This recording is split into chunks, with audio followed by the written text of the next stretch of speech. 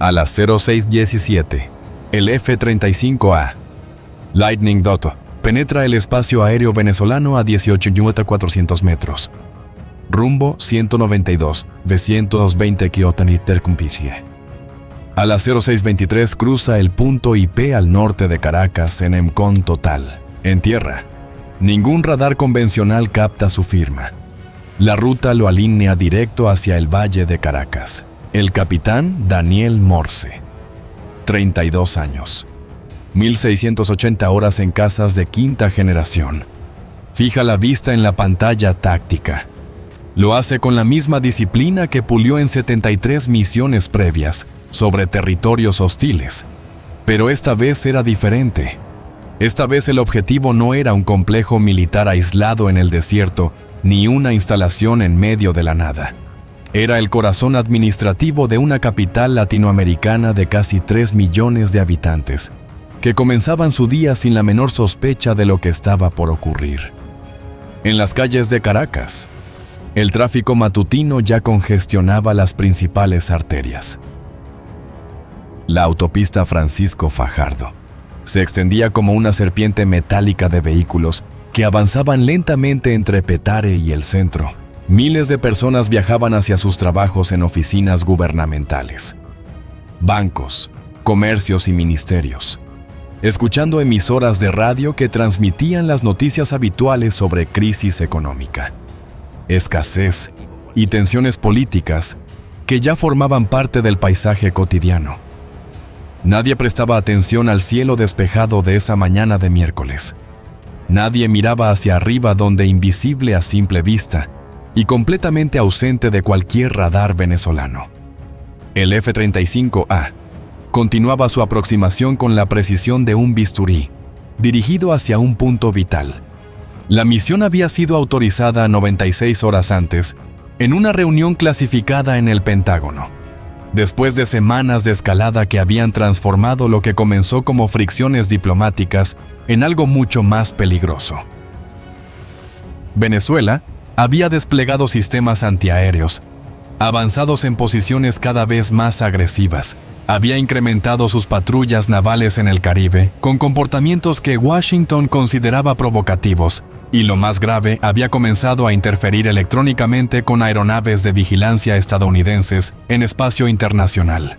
Los planificadores militares argumentaban que era necesario enviar un mensaje contundente pero calibrado, algo que demostrara capacidades sin provocar una guerra total.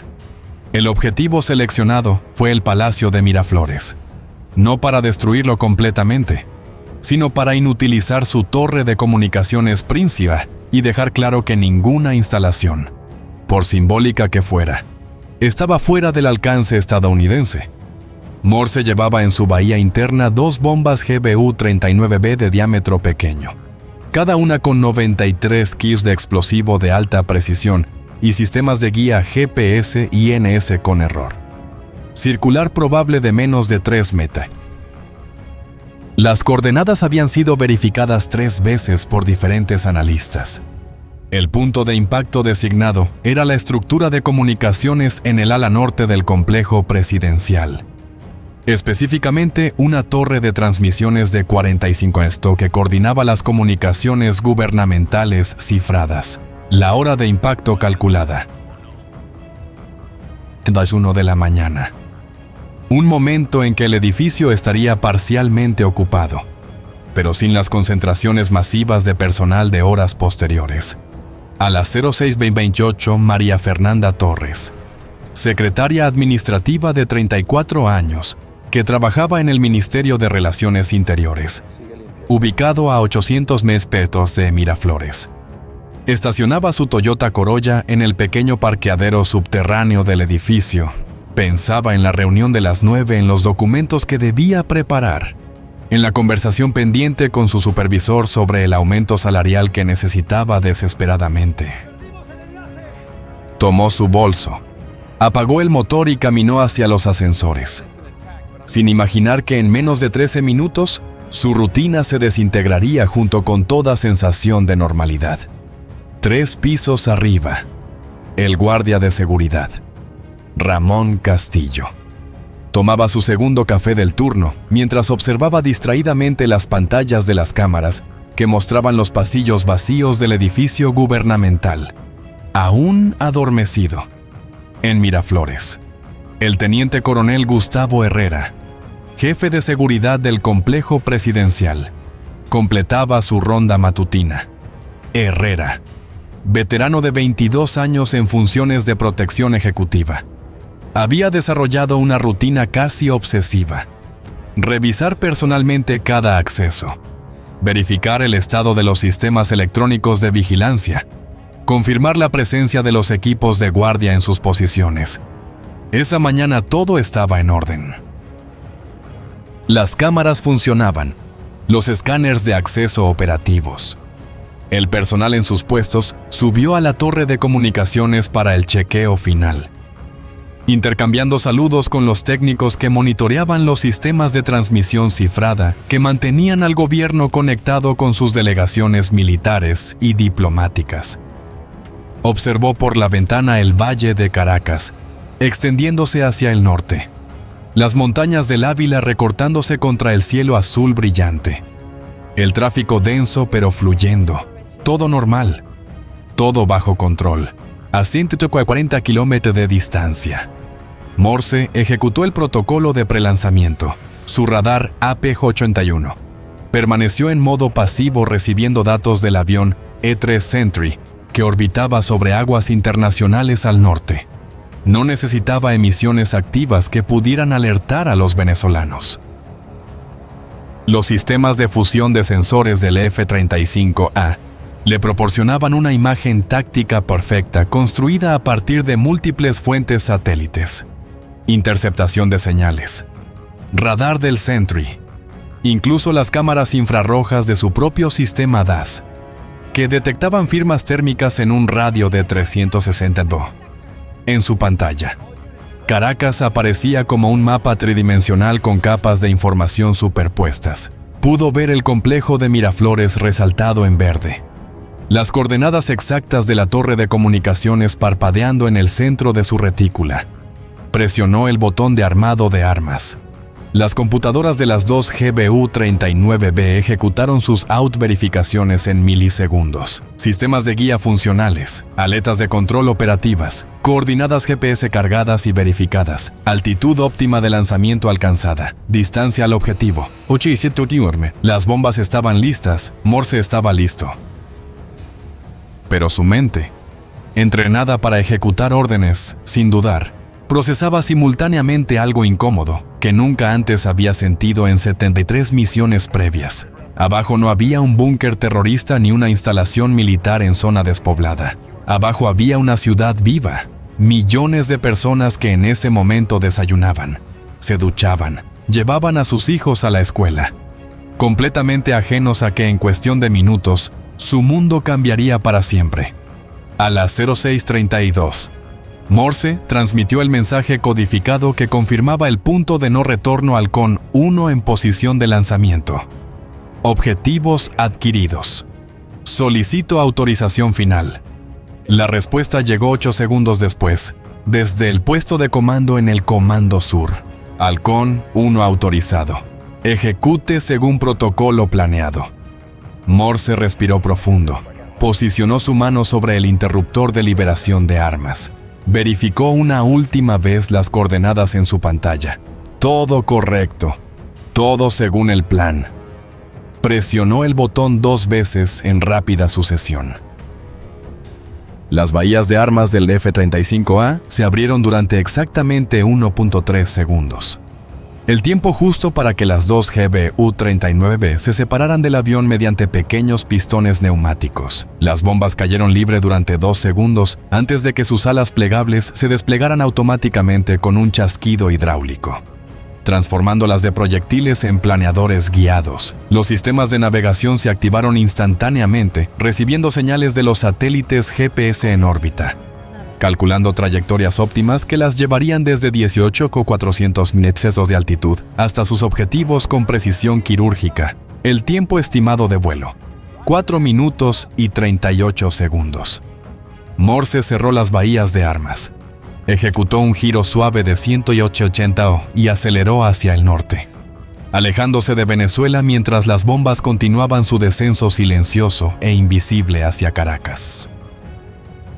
En la torre de comunicaciones de Miraflores, el técnico de transmisiones, sargento Carlos Medina, ajustaba parámetros en una consola que gestionaba enlaces satelitales cuando su teléfono móvil vibró con un mensaje de su esposa recordándole comprar leche de camino a casa.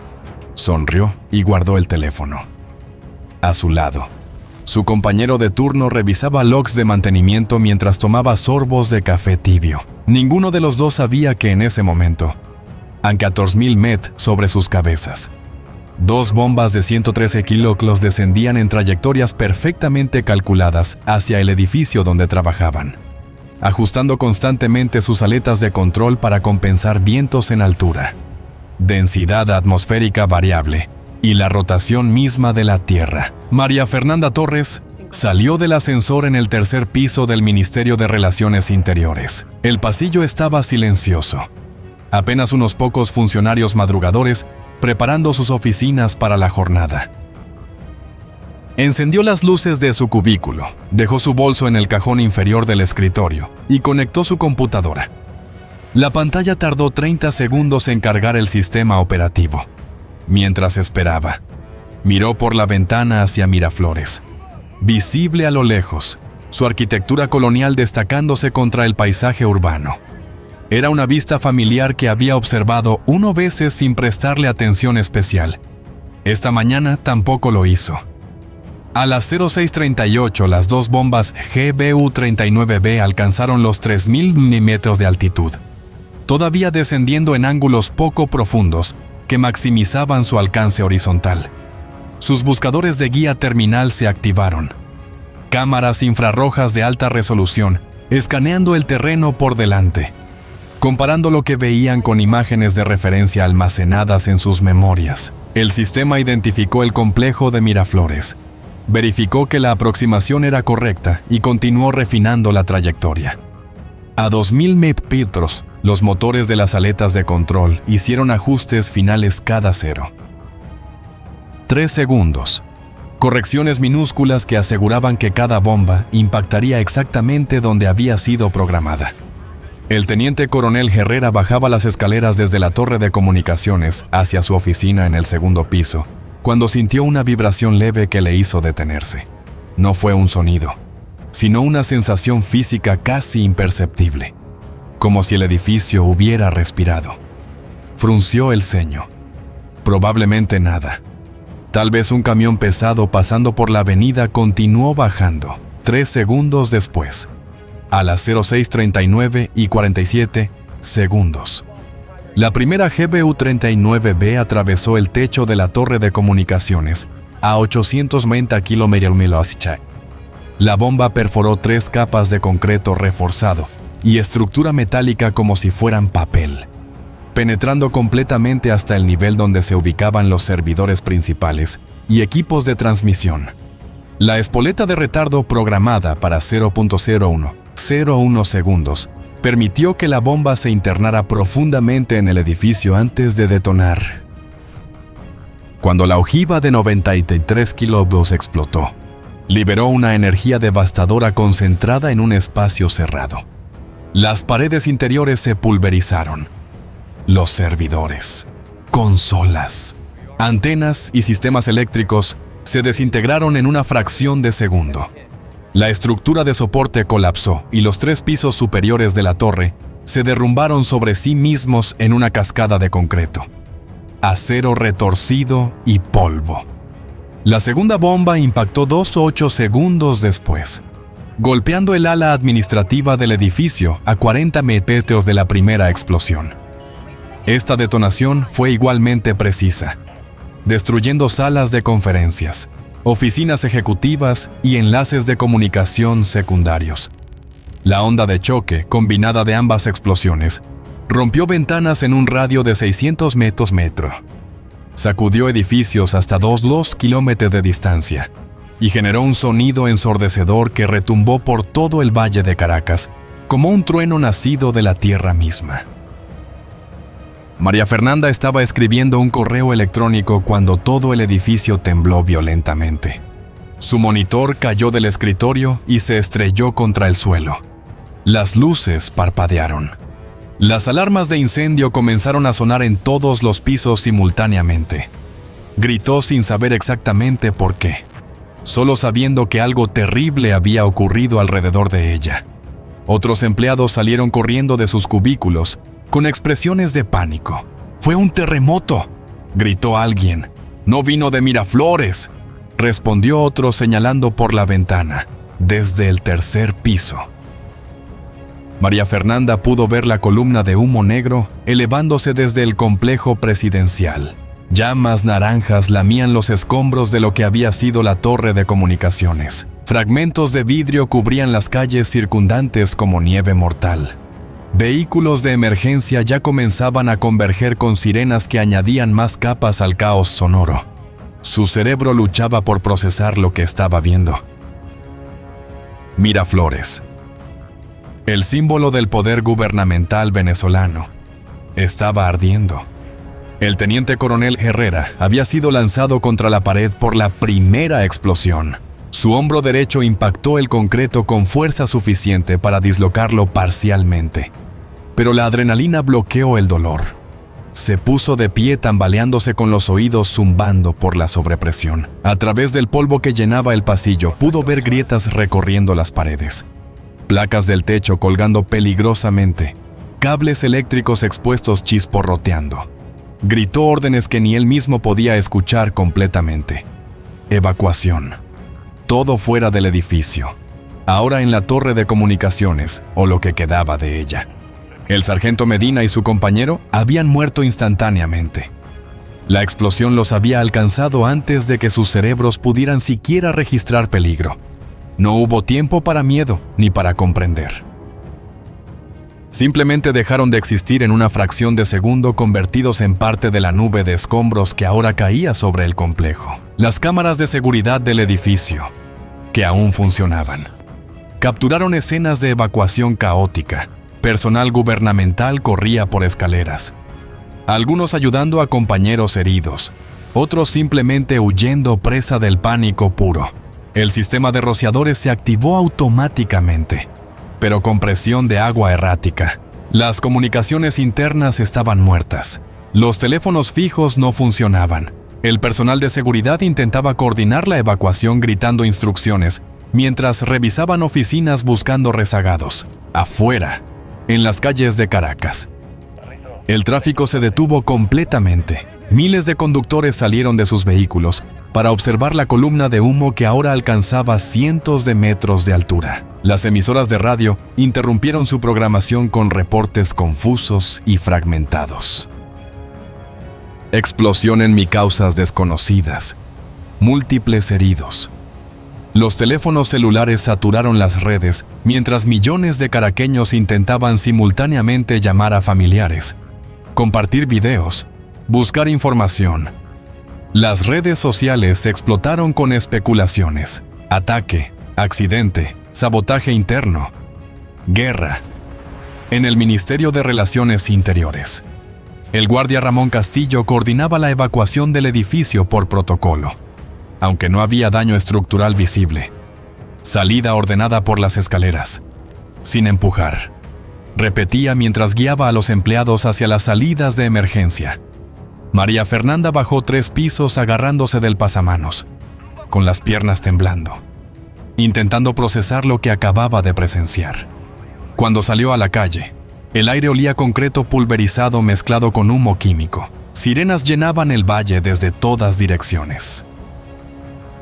Helicópteros de noticias ya comenzaban a sobrevolar la zona, capturando imágenes que serían transmitidas en vivo a millones de espectadores globales en cuestión de minutos.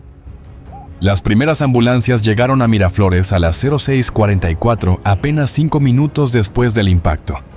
Los paramédicos encontraron escenas que ningún entrenamiento podía preparar completamente. Víctimas con heridas por fragmentos de vidrio, fracturas por caídas durante la evacuación, quemaduras de diversos grados, shock traumático generalizado. El triaje se estableció en el estacionamiento principal. Los heridos más graves fueron cargados primero, sus gemidos perdiéndose en el ruido de motores diésel y radios de emergencia.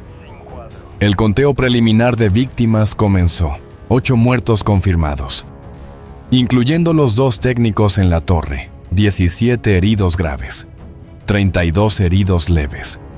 Números que aumentarían conforme los equipos de búsqueda y rescate penetraban más profundamente en las secciones colapsadas del edificio. A 240 kilómetros al norte, sobrevolando aguas internacionales del Caribe, el capitán Morse reportaba por radio segura Halcón 1, saliendo de espacio hostil. Misión completada sin oposición, regresando a base. Su voz era neutra, profesional, entrenada para no revelar emoción, pero sus manos temblaban ligeramente sobre los controles de vuelo. Sabía exactamente qué había hecho. Sabía que abajo en Caracas personas estaban muriendo, heridas, traumatizadas por armas que él había lanzado. El entrenamiento le decía que había ejecutado órdenes legítimas contra un objetivo militar válido. Su conciencia le susurraba algo diferente en un idioma que intentaba ignorar, pero que resonaría en sus pensamientos durante años. En el búnker del Ministerio de Defensa venezolano, ubicado en Fortuna, al sureste de Caracas, el caos era controlado pero palpable. Oficiales de alto rango se reunían alrededor de pantallas que mostraban feeds en vivo de informes de daños preliminares y crucialmente datos de los sistemas de radar, que no habían detectado absolutamente nada. ¿Cómo es posible?, gritaba el general Rafael Mendoza, comandante de Defensa Aérea, golpeando la mesa con frustración. Tenemos cobertura radar completa del valle. ¿Cómo penetró alguien sin que lo viéramos? Los técnicos revisaban desesperadamente los logs de los radares de vigilancia. Las grabaciones mostraban cielo completamente limpio en el momento del ataque. Ningún contacto no identificado. Ninguna alarma.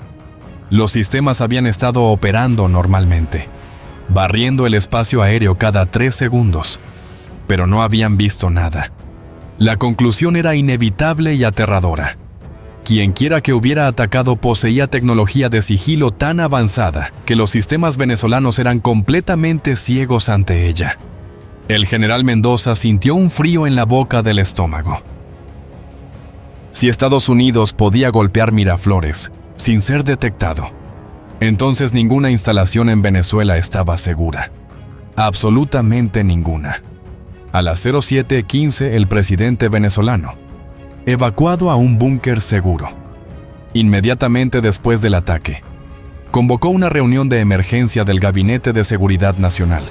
Llegaron por separado usando rutas indirectas, algunos aún con polvo de los escombros en sus uniformes. La sala estaba tensa, cargada con una mezcla de furia, miedo y la comprensión lenta de que las reglas del juego habían cambiado fundamentalmente. «Necesito opciones», dijo el presidente, sin preámbulos. «Nos acaban de atacar en el corazón de nuestra capital. El mundo está observando. ¿Qué hacemos?». Las opciones discutidas durante la siguiente hora revelaban la imposibilidad de la situación. Contraatacar militarmente era suicida. Venezuela no tenía capacidad de proyectar fuerza contra territorio estadounidense, y cualquier intento sería aplastado. Escalar diplomáticamente en organismos internacionales era posible, pero lento e incierto en sus resultados. Mantener silencio era impensable. Proyectaría debilidad total. La realidad brutal era que Venezuela había sido golpeada por una potencia contra la cual no podía responder proporcionalmente, y tanto ellos como Washington lo sabían. Mientras los líderes venezolanos debatían, en Washington, el presidente de Estados Unidos se reunía con el Consejo de Seguridad Nacional. Las imágenes de Miraflores ardiendo se reproducían en pantallas alrededor de la sala. Los asesores confirmaban que la misión había sido ejecutada según lo planeado. Daño limitado a infraestructura de comunicaciones. Bajas civiles mínimas dentro de los parámetros calculados. Mensaje estratégico entregado con claridad. Venezuela ahora entiende que su retórica tiene consecuencias, argumentaba el secretario de Defensa. Hemos demostrado capacidad sin provocar guerra total, Operación exitosa. Pero no todos en la sala compartían esa evaluación. El secretario de Estado advertía sobre las repercusiones diplomáticas en América Latina, donde el ataque sería visto como agresión imperialista sin importar las justificaciones. El asesor de Seguridad Nacional señalaba que ahora Venezuela no tenía opción, salvo acercarse aún más a Rusia y China, precisamente lo opuesto a los objetivos de política exterior estadounidense. Y en el fondo de la discusión flotaba una pregunta incómoda que nadie quería verbalizar. ¿Cuándo exactamente se normalizó atacar capitales de países con los que no estamos oficialmente en guerra? De regreso en Caracas. La ciudad se asentaba en una nueva realidad. Los hospitales estaban saturados no solo con heridos físicos, sino con personas sufriendo ataques de pánico. Crisis hipertensivas desencadenadas por estrés, niños con síntomas de trauma agudo. Las escuelas cerraron temprano, los comercios bajaron cortinas metálicas. El transporte público operaba de forma errática mientras conductores y pasajeros miraban nerviosamente al cielo como si pudieran ver venir el próximo ataque. María Fernanda Torres logró llegar a su apartamento en San Bernardino a las 10:30 de la mañana después de horas atrapada en tráfico caótico, mientras la ciudad intentaba vaciarse simultáneamente. Cerró la puerta, puso doble cerrojo y se desplomó en el sofá sin siquiera quitarse los zapatos. Su teléfono había sonado incesantemente con llamadas de familiares, verificando que estaba viva. Ahora lo puso en silencio y simplemente se quedó sentada observando sus manos temblar sin control. Había estado a 800 metros de la explosión. Había visto la columna de fuego elevándose. Había olido la destrucción y sabía, con una certeza que le helaba la sangre, que si las bombas hubieran caído apenas unos metros diferentes, ella podría estar ahora bajo los escombros, en lugar de sentada en su sala, procesando el trauma. El teniente coronel Herrera, tratado por dislocación de hombro en el hospital militar, fue dado de alta a media tarde con el brazo en cabestrillo y órdenes de reposo que ignoró completamente. Regresó a Miraflores contra las protestas de los médicos. Necesitaba estar ahí. Era su responsabilidad. Había fallado en proteger el edificio y aunque racionalmente entendía que ningún sistema de seguridad convencional podía detener un ataque de precisión con armas guiadas lanzadas desde fuera del rango de detección, la culpa lo carcomía. Caminó entre los escombros, observando a los equipos forenses trabajando, a los ingenieros estructurales evaluando daños, a los técnicos intentando restablecer sistemas de comunicación improvisados. La torre de comunicaciones era ahora un montículo de concreto pulverizado y acero retorcido. Los cuerpos de Medina y su compañero habían sido recuperados, cubiertos con lonas amarillas mientras esperaban transporte al morgue. Herrera se detuvo frente a ellos quitándose el sombrero. Dos hombres que esa mañana habían estado vivos bromeando sobre café tibio, enviando mensajes de texto a sus esposas, ahora reducidos a estadísticas en un informe de bajas. Sintió la bilis subir por su garganta y tuvo que alejarse rápidamente para vomitar detrás de un vehículo oficial estacionado. Esa noche, Caracas experimentó algo que la ciudad no había sentido en generaciones: miedo existencial colectivo. No el miedo a la criminalidad que los caraqueños habían aprendido a manejar, ni la ansiedad económica que se había vuelto crónica. Era la comprensión visceral de que las reglas básicas de seguridad que habían dado forma a sus vidas ya no aplicaban. Si el edificio gubernamental más protegido del país podía ser destruido en segundos por un enemigo invisible, entonces nada ni nadie estaba realmente seguro. Las ventas de generadores eléctricos y suministros de emergencia se dispararon en las horas siguientes. Los supermercados experimentaron compras de pánico mientras la gente acumulaba agua, alimentos no perecederos, medicinas. Las farmacias se quedaron sin ansiolíticos. Las agencias de viajes fueron inundadas con llamadas de personas preguntando por vuelos hacia cualquier lugar fuera de Venezuela. El país entero entró en un modo de supervivencia que no se veía desde los peores días de agitación política, pero amplificado ahora por la dimensión de amenaza externa. En los días siguientes, El gobierno venezolano implementó medidas que alternaban entre lo necesario y lo desesperado. Se declaró estado de emergencia nacional. Las defensas antiaéreas fueron redistribuidas para proporcionar cobertura superpuesta sobre Caracas. Aunque todos sabían que era teatro de seguridad inútil contra la tecnología que había demostrado Estados Unidos, se establecieron protocolos de evacuación para funcionarios gubernamentales clave. Se cavaron refugios improvisados bajo edificios administrativos. El mensaje oficial era de desafío y resistencia, pero por debajo corría una corriente de impotencia apenas contenida. Internacionalmente, la reacción fue dividida y calculada. Los aliados tradicionales de Estados Unidos expresaron preocupación medida pero sin condena directa. Hablando vagamente sobre necesidad de diálogo y reducción de tensiones, los adversarios geopolíticos denunciaron el ataque como agresión imperialista, pero sin comprometerse a apoyo material significativo para Venezuela. En la ONU, el Consejo de Seguridad sostuvo sesiones de emergencia que produjeron declaraciones llenas de lenguaje diplomático cuidadoso, pero vacías de acción concreta. El mensaje implícito era claro: Venezuela estaba sola.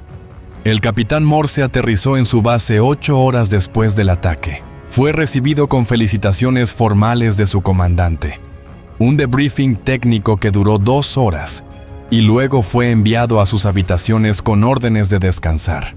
Pero el descanso no llegó. Se quedó despierto en la oscuridad, reproduciendo la misión en su mente. Había presionado un botón. 2 bombas habían caído. 8 personas habían muerto. Docenas más heridas. Una ciudad traumatizada.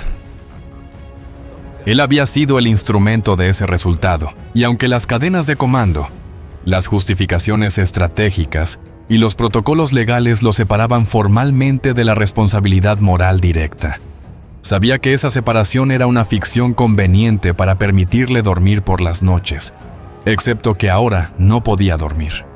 María Fernanda Torres no regresó al trabajo durante una semana.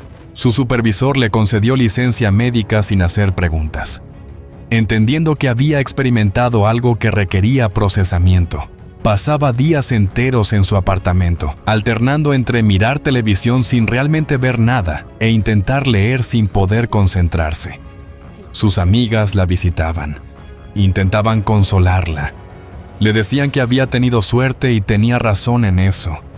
Había tenido suerte, pero la suerte se sentía vacía cuando sabía que otras personas no la habían tenido. Los nombres de los muertos habían sido publicados. Conocía a 2 de ellos vagamente. Funcionarios con los que había cruzado saludos en pasillos. Personas que ahora existían solo como fotos en obituarios. Cuando finalmente regresó al ministerio, encontró un edificio transformado. Nuevas medidas de seguridad creaban cuellos de botella en las entradas. Guardias armados patrullaban pasillos que antes habían sido espacios abiertos. Ventanas habían sido cubiertas con film de seguridad. El ambiente era de tensión contenida. Todos tratando de mantener normalidad superficial, mientras procesaban el hecho de que habían estado en la zona de impacto y fácilmente podrían haber sido víctimas ellas mismas. Las conversaciones de café evitaban cuidadosamente el tema del ataque, como si no hablar de ello pudiera hacer que se sintiera menos real.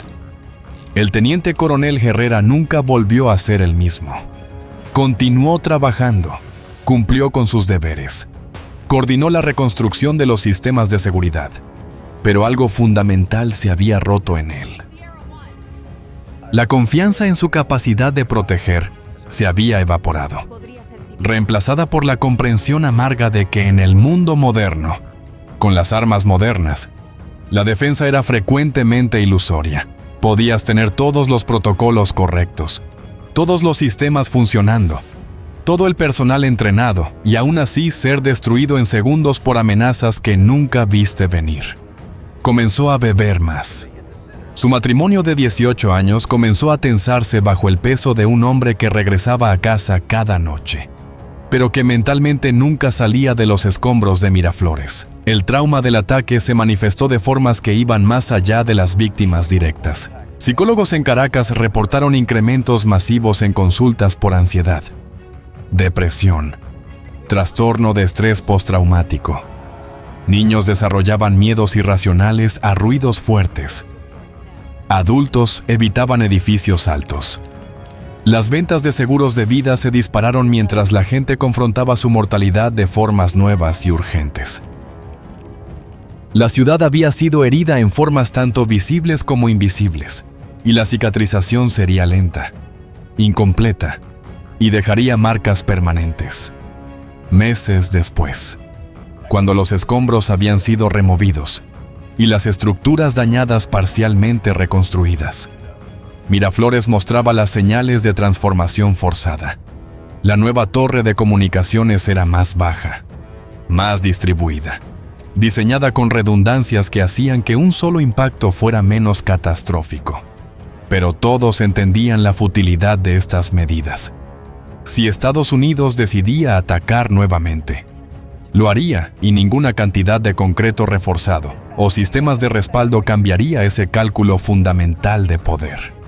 La operación, catalogada en archivos clasificados estadounidenses como éxito limitado, con objetivos cumplidos, había enviado un mensaje claro: ninguna distancia geográfica, ninguna soberanía nacional, ningún símbolo político estaba fuera del alcance de la proyección de poder estadounidense cuando se consideraba necesario.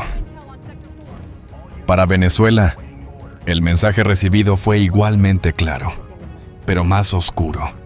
Existían en un mundo donde su seguridad dependía no de sus propias defensas, sino de la moderación de adversarios que podían destruirlos cuando quisieran.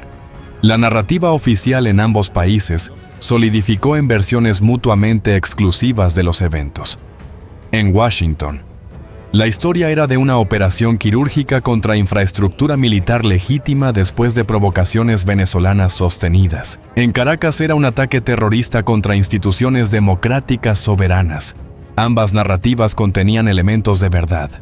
Ambas omitían complejidades incómodas y entre ellas, en el espacio donde la realidad vivida existía, fuera de las construcciones políticas, estaban las personas cuyas vidas habían sido alteradas irreversiblemente por decisiones tomadas en salas lejanas, por personas que nunca conocerían. El Valle de Caracas continuó con sus rutinas. El tráfico seguía congestionando las autopistas, los mercados abrían y cerraban, los niños iban a la escuela. La vida, como siempre hace, encontraba formas de continuar incluso después de rupturas traumáticas, pero había cambiado algo fundamental en el tejido psicológico de la ciudad. Una inocencia había sido perdida. La inocencia de creer que ciertos límites eran respetados, que ciertas líneas no serían cruzadas. Ahora sabían mejor, y ese conocimiento alteraba todo. En las academias militares de ambos países, el incidente se convirtió en estudio de caso. En Estados Unidos se enseñaba como ejemplo de integración exitosa de inteligencia, tecnología de sigilo y ejecución precisa. En Venezuela, como advertencia sobre las asimetrías del poder moderno y la necesidad de repensar doctrinas defensivas, en una era donde las líneas entre guerra y paz se habían vuelto peligrosamente borrosas. Para María Fernanda Torres, el aniversario del ataque llegó con peso emocional que la sorprendió por su intensidad. Un año después todavía trabajaba en el mismo ministerio. Todavía pasaba por las mismas calles. Todavía podía ver Miraflores desde su ventana de oficina. Pero había aprendido a vivir con una conciencia nueva y aguda de la fragilidad. Cada sonido fuerte la hacía sobresaltarse. Cada avión que pasaba elevaba su ritmo cardíaco. Había desarrollado rituales de verificación compulsiva. Llamar a sus padres varias veces al día. Tener siempre un kit de emergencia en su auto. Planear rutas de evacuación donde quiera que estuviera. Estos comportamientos la hacían sentir ridícula en momentos racionales. Pero en el fondo sabía que eran intentos de recuperar algún sentido de control en un mundo donde había aprendido visceralmente que el control era mayormente ilusión. Lo que el ataque a Miraflores demostró, más allá de las capacidades técnicas o los mensajes estratégicos, fue la vulnerabilidad fundamental de los centros de poder en el siglo XXI. Por siglos, la geografía había ofrecido protección. Océanos, montañas, distancias que convertían las capitales en santuarios relativamente seguros. Esa era había terminado. Ahora con satélites que podían leer placas de automóviles desde el espacio, con municiones que podían golpear ventanas específicas desde 100 kilómetros de distancia, con plataformas sigilosas que operaban como fantasmas invisibles. Ningún centro de poder estaba verdaderamente seguro. Las implicaciones de esta nueva realidad se extendían mucho más allá de Venezuela. Otras capitales, otros gobiernos, otros líderes observaban y sacaban conclusiones. La disuasión tradicional basada en capacidad de represalia se volvía menos relevante cuando ataques podían ser ejecutados sin riesgo para el atacante. La soberanía. Ese principio fundacional del orden internacional moderno se revelaba cada vez más como concepto que existía principalmente en documentos legales, pero que podía ser violado con impunidad por actores con suficiente poder tecnológico y voluntad política, y sin embargo, a pesar de toda la tecnología, todos los sistemas sofisticados, todas las capacidades revolucionarias, el resultado final se medía en términos profundamente humanos. 8 vidas terminadas, familias destrozadas, una ciudad traumatizada, relaciones internacionales envenenadas por generación. El progreso tecnológico había creado nuevas formas de proyectar poder, pero no había resuelto los problemas fundamentales de la condición humana.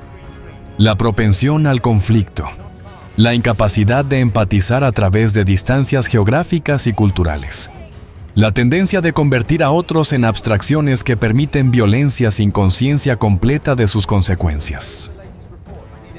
El cielo sobre Caracas ese miércoles de mañana, hace un año, había estado completamente azul, despejado, aparentemente pacífico. Invisible en ese cielo había estado el instrumento de destrucción, descendiendo silenciosamente hacia su objetivo programado. Y en esa invisibilidad había una metáfora perfecta para la naturaleza de la guerra moderna. Muerte que llega sin advertencia desde ángulos que no puedes ver. Ejecutada por personas que nunca conocerás, por razones que quizás nunca entiendas completamente. María Fernanda, parada frente a la ventana de su oficina en el aniversario, mirando hacia Miraflores, donde una nueva torre se elevaba sobre cimientos que todavía olían a concreto fresco. Comprendió algo que cambiaría para siempre cómo experimentaba su ciudad, su país, su mundo. La seguridad no era un estado permanente, sino un intervalo temporal entre amenazas. La paz no era ausencia de conflicto, sino pausa en hostilidades continuas. Y la normalidad no era estabilidad, sino el frágil acuerdo colectivo de continuar funcionando, a pesar de saber que todo podría colapsar nuevamente en cualquier momento. Esa comprensión no la hizo cínica, sino más apreciativa de los momentos ordinarios. El café de la mañana, la conversación con un compañero de trabajo, la llamada telefónica con su madre. Estos momentos insignificantes en el gran esquema de eventos geopolíticos y demostraciones de poder militar eran todo lo que realmente importaba al final. Porque cuando las bombas caen, y las estructuras colapsan, y los sistemas fallan, lo que queda son las personas y las conexiones entre ellas. El ataque a Miraflores pasaría a la historia como nota al pie en algún análisis de tensiones del siglo XXI entre potencias. Pero para aquellos que lo vivieron, para María Fernanda y el teniente coronel Herrera, y miles de caraqueños que presenciaron su ciudad bajo ataque, nunca sería simplemente historia. Sería el día en que aprendieron que vivían en un mundo más peligroso de lo que habían imaginado, donde la violencia podía materializarse del cielo, despejado, sin advertencia, donde los símbolos de poder y permanencia podían ser reducidos a escombros en segundos, donde la vida que daban por sentada podía ser interrumpida irreversiblemente por decisiones tomadas por personas que nunca conocerían en lugares que nunca visitarían. Y en esa lección, tan antigua como la guerra misma, pero renovada con tecnología del siglo XXI, yacía una verdad incómoda sobre la condición humana. Hemos creado medios cada vez más sofisticados de destruirnos mutuamente, pero no hemos desarrollado proporcional sabiduría sobre cuándo y cómo esos medios deben ser empleados. Somos, como siempre hemos sido, criaturas capaces tanto de notable compasión como de violencia devastadora. Y el progreso en uno no garantiza progreso en el otro. El sol se ponía sobre Caracas mientras María Fernanda cerraba la ventana de su oficina y apagaba las luces. Mañana regresaría. Seguiría trabajando, viviendo, existiendo en una ciudad que había sido herida, pero que continuaba. Porque eso es lo que hacemos como seres humanos. Continuamos incluso cuando el mundo demuestra ser más cruel de lo que querríamos creer. Incluso cuando nuestras ilusiones de seguridad son destrozadas. Incluso cuando aprendemos que los centros de poder, como todo lo demás que construimos, son finalmente frágiles ante fuerzas que no podemos controlar. La historia no terminaría aquí. Las tensiones continuarían evolucionando. Nuevas crisis emergerían. Nuevas tecnologías crearían nuevas capacidades y nuevas vulnerabilidades. Pero en este momento específico, en esta ciudad específica, personas específicas llevaban cicatrices visibles e invisibles de un día cuando el cielo despejado había traído destrucción. Y esas cicatrices contaban una historia más verdadera sobre nuestro mundo que todas las declaraciones oficiales y narrativas políticas combinadas. Una historia sobre lo que cuesta cuando el poder se proyecta sin restricción, cuando la tecnología supera a la ética, cuando olvidamos que detrás de cada objetivo estratégico hay personas cuyos mundos estamos a punto de destruir.